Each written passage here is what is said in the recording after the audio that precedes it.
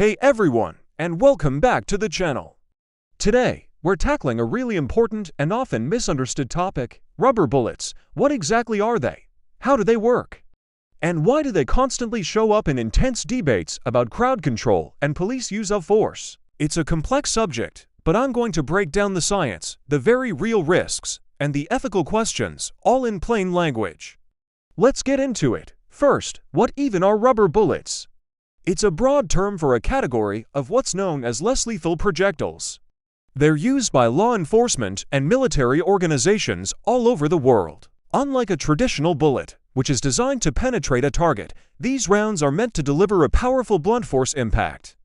The idea is to deter or incapacitate someone, ideally without causing permanent or life-threatening injury.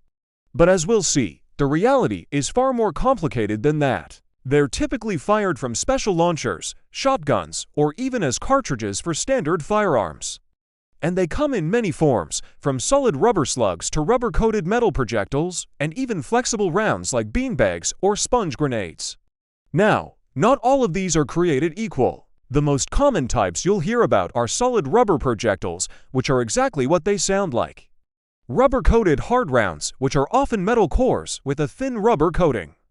And flexible rounds like beanbag or sponge rounds, which are designed to spread the impact over a slightly wider area. Each of these types has very different properties, different mass, different speeds, and different ways they transfer energy upon impact. And that directly translates to how they behave in the air and, most importantly, the different types and severities of injury they can cause. It's crucial to understand that lumping them all together under one name can be misleading. So, how do they work on a high level? When one of these projectiles strikes a person, it transfers its kinetic energy to the body. Think of it like a very fast, very hard punch. The amount of energy transferred and the specific area it hits determine the outcome. Is it just pain and a bad bruise, or is it broken bones, internal injuries, or something even more serious? Three key factors are at play: the distance from which it's fired, the velocity of the projectile, and where on the body it makes contact.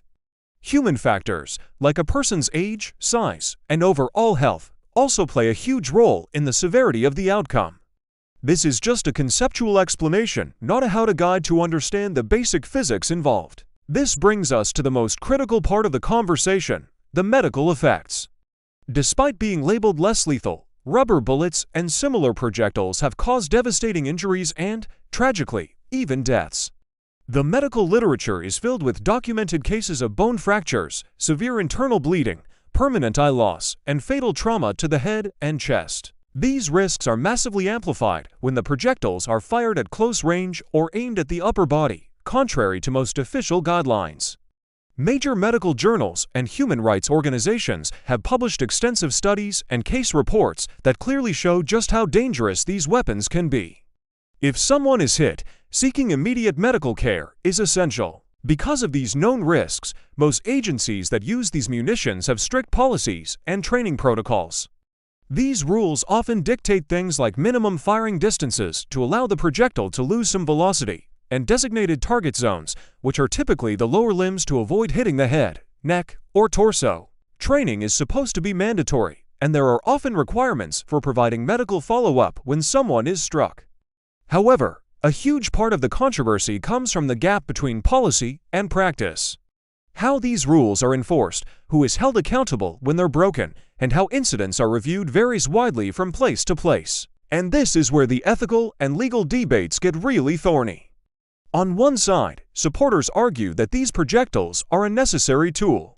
They believe they provide a middle ground option that allows officers to disperse a dangerous crowd or subdue a threat without resorting to lethal firearms, ultimately saving lives. On the other side, critics and human rights organizations argue that these weapons are inherently inaccurate, difficult to control, and are frequently used inappropriately against peaceful protesters or in situations where they aren't warranted. They point to the severe injuries as proof that they cause disproportionate harm and should be strictly limited or, in some cases, banned entirely. If you're a creator thinking about covering this topic, it's vital to approach it with care.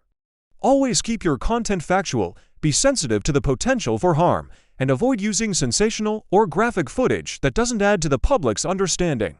Instead, focus on verified sources, Look for medical studies, official police policy documents, and reports from reputable non-governmental organizations to build your narrative.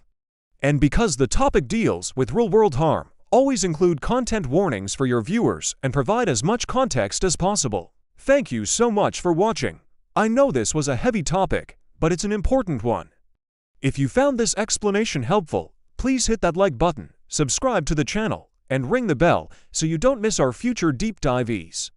I'd love to hear from you in the comments. What aspect of this should I cover next? The specific science of different less lethal weapons, the long-term medical consequences, or a closer look at policing policy and reform. I'll be reading all of your suggestions. See you next time.